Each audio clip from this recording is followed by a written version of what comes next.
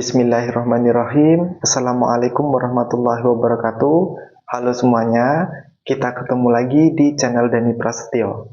Di video kali ini, aku mau share ke teman-teman semua tentang sebuah kisah nyata yang kebetulan dialami sama teman aku sendiri. Yaitu sebuah keajaiban tirakat dengan sholat tahajud yang dia lakukan dalam mewujudkan impiannya, pengen dikasih momongan atau keturunan. Padahal kemungkinan dia bisa dapat momongan itu nggak lebih dari 1%, teman-teman. Dan alhamdulillahnya Allah benar-benar kabulkan doa-doanya.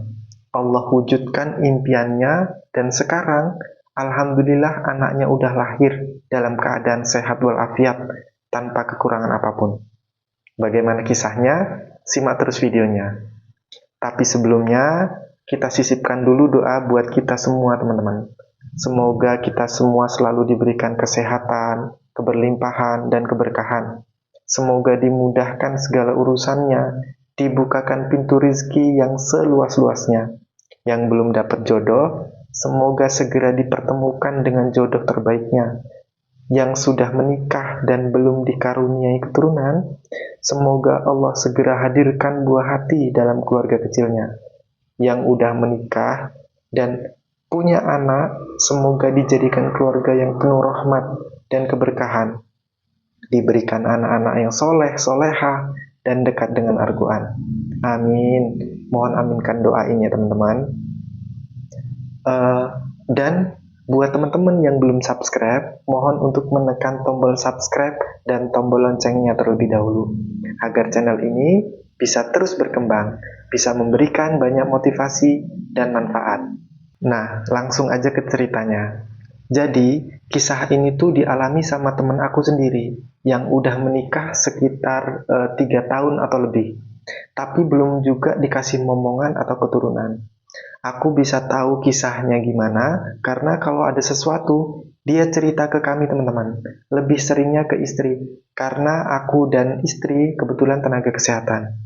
Sebelumnya, dia tuh udah nyoba buat usaha promil kemana-mana. Udah nyoba ke hampir semua dokter spesialis objin di kota atau daerah dia. Pokoknya yang kata orang misal dokter A bagus gitu ya, pasti dia datengin buat periksa dan promil sama dokter tersebut. Hampir semua metode promil udah pernah dia coba. Mulai dari terapi hormon sampai dengan alternatif, itu udah pernah dia rasain, teman-teman. Tapi qadarullah, Allah belum ngasih rezeki dia momongan. Sampai akhirnya suaminya mau buat ikut promil bareng. Karena sebelum-sebelumnya itu nggak pernah mau, teman-teman. Mungkin karena psikologis, takut, dan lain-lain. Tapi karena dari dokter nyaranin banget buat coba dites dulu analisa sperma, mohon maaf ya kalau ada bahasa yang agak tabu. Tapi inilah ilmu pengetahuan, teman-teman. Kalau di dunia medis, bahasa yang kayak gitu udah nggak tabu lagi. Jadi, cek analisa sperma adalah metode tes laboratorium untuk mengevaluasi kualitas, kuantitas, pergerakan, morfologi, bentuk sperma, dan lain-lain. Tes ini tuh biasanya dilakukan untuk menilai kesuburan laki-laki. Mungkin ini yang bikin takut Pak suami, kalau hasilnya nggak baik dan malah jadi beban pikiran. Dan ternyata benar, teman-teman, apa yang ditakutin.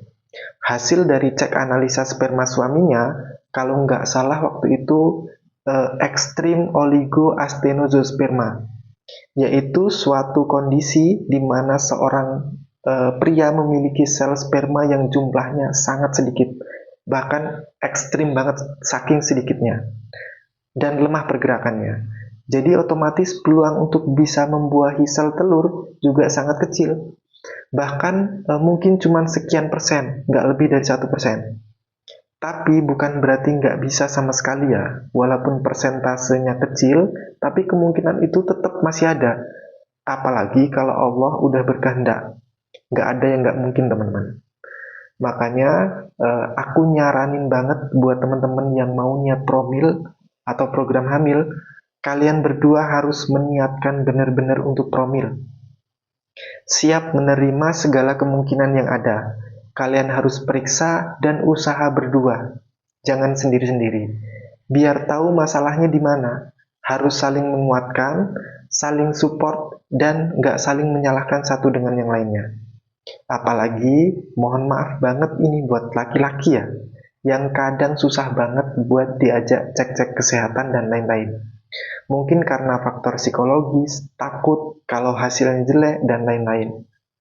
Tapi, kalau kalian nggak cek secara keseluruhan, nanti nggak bakalan tahu masalahnya di mana. Yang ada, ujung-ujungnya nanti bakalan nyalahin salah satu pihak, karena nggak bisa ngasih keturunan lah, dan lain-lain. Dan biasanya yang sering jadi korban salah-salahan adalah perempuan. Padahal masalahnya ada di kamu sendiri. Walaupun nggak semua laki-laki kayak gitu ya teman-teman. Tapi mohon maaf banget, aku ngelihat fakta di lapangan kebanyakan kayak gitu. Nah, kembali lagi ke cerita tadi. Jadi, setelah tahu kalau hasil cek labnya kurang bagus, ini bikin dia tambah down teman-teman. Tapi nggak bikin dia putus asa. Cuman dia ngerasa sedih. Kenapa kok harus diuji dengan ujian yang kayak gini? Perasaan kalau melihat orang lain tuh gampang banget punya momongan. Baru sebulan atau 2 bulan nikah, langsung bisa hamil. Apalagi kalau ada tetangga, teman, atau saudara yang nanyain, udah hamil belum? Itu bikin dia tambah frustasi, tambah sedih teman-teman.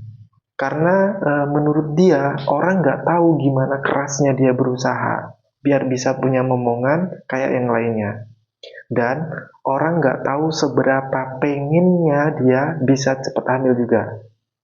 Nah, di tengah-tengah semua hal ikhtiar yang dilakukan tadi teman-teman, entah itu promil ke dokter ataupun ke alternatif yang udah pernah dia coba, tapi hasilnya masih nihil, apalagi ditambah dengan diagnosa dokter yang kemungkinan bisa hamil cuman sekian persen dilihat dari hasil tes laboratoriumnya. Akhirnya dia pasrah teman-teman. Bukan berarti nyerah ya, tapi lebih ke ya Allah, aku udah ikhtiar kesana kesini, semua apa kata orang udah aku jalani, tapi hasilnya masih belum ya Allah. Aku pasrah ya Allah. Dan dia beneran pasrah teman-teman. Fokus usaha lewat doa, lewat sholat malam tahajud, sedekah, dan lain-lain. Dan Masya Allahnya teman-teman, Allah benar-benar ngabulin doa-doanya. Allah wujudkan impiannya untuk bisa jadi seorang ibu dan ayah lewat tirakat sholat tahajud tadi. Padahal kalau dilihat dari hasil pemeriksaan dokter, laboratorium, dan lain-lain, kemungkinan dia bisa hamil itu cuma sekian persen. Tapi nggak ada yang nggak mungkin kalau Allah udah berkehendak. Bahkan dia hamil dengan proses yang alami. Artinya tanpa bantuan inseminasi atau bayi tabung dan lain-lain. Nggak ada yang nggak mungkin teman-teman. Selama kita bersungguh-sungguh dalam berupaya dan berusaha, berikhtiar dan meminta sama Allah, insya Allah, Allah pasti akan mengabulkan doa-doa kita. Kalau kata Allah kun fayakun, maka yang akan terjadi, terjadilah. Sangat mudah bagi Allah, bahkan hal-hal yang menurut pandangan kita, pandangan manusia itu mustahil. Tapi bagi Allah, sangatlah mudah. Cuman, mungkin Allah pengen lihat dulu nih, ikhtiar kita. Seberapa keras dan bersungguh-sungguhnya kita dalam berusaha.